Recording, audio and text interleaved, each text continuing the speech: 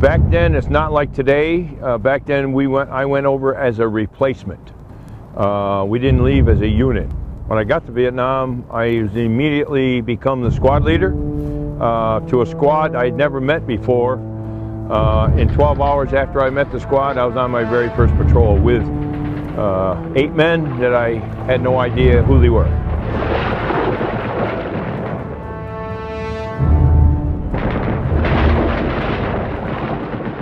None of us knew where Vietnam was. Okay, back in those days, you weren't as well informed as you are nowadays in the Marine Corps.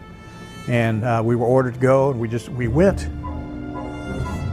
It is through skillful use of patrols of many different sizes and types that our military commanders in Vietnam maintain contact with the enemy and exert the constant pressure which is weakening the VC's grip on areas he has controlled for years by tyranny and terror. It was very interesting because we arrived with nothing, had no tents, no anything, and so I borrowed a cot from somebody, borrowed an M3 grease gun from a friend who had an Ontos platoon, and that was my weapon. I was the advanced party for the air group. When I arrived at Chu Lai Air Base, Marine Air Group 12 was already there with an aluminum plank runway and catapult and arresting gear to get the A4s off the ground. And we in the F4 community occupied a brand new runway there in front that was still being built actually when we started. I was a psychological operations officer, advisor, so I did a lot of things with helping the community needs and things like that, including teaching school and things like that. Taught them English and whatever else. Working with the Vietnamese, everything I did was fun. I went on combat patrols as well as singing down with the villagers and things like that. I had memorized a couple songs, and I know the villagers always laughed as heartily as you can imagine when I sang it, but it was always a lot of fun, and I thought the world of it enough to say that I really wasn't satisfied. I didn't get enough combat, and I wanted to go up north and join the Marines up there and get a rifle company. And I just did that and extended, and I went up north and joined Fox Company, 2nd Battalion, 5th Marines. Pull up, boy! Get up there!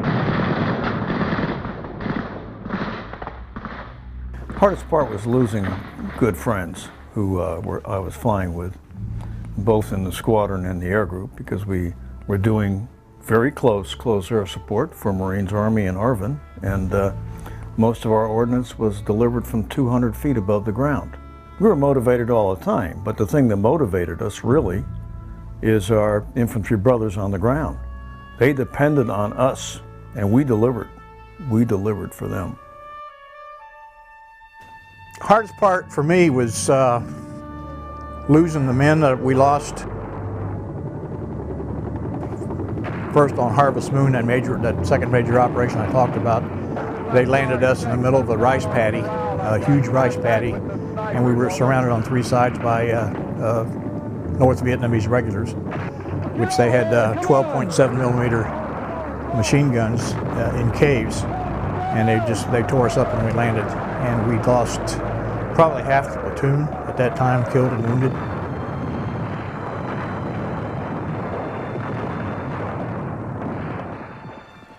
Well, it's nothing like it is nowadays when we return to the U.S. Okay, there was no fanfare, no parades, no people meeting you, welcoming you back, and things like that, things of that nature. Regardless of what the press, I think, gave the impression, the American people, that we were a bunch of baby killers and all kinds of nonsense. I have never served with more dedicated professionals in my life. They performed professionally, outstandingly well, and the camaraderie and the brotherhood was fantastic. I learned a lot from the Vietnam War. It impacted me how to treat people, take care of other people. It's just made me a better person. I grew up in the battlefields of Vietnam. American soldiers, Marines, airmen, and sailors fought with the utmost honor, commitment, and courage. And no one can take that away from them. We know what we did, and we know what we did was right.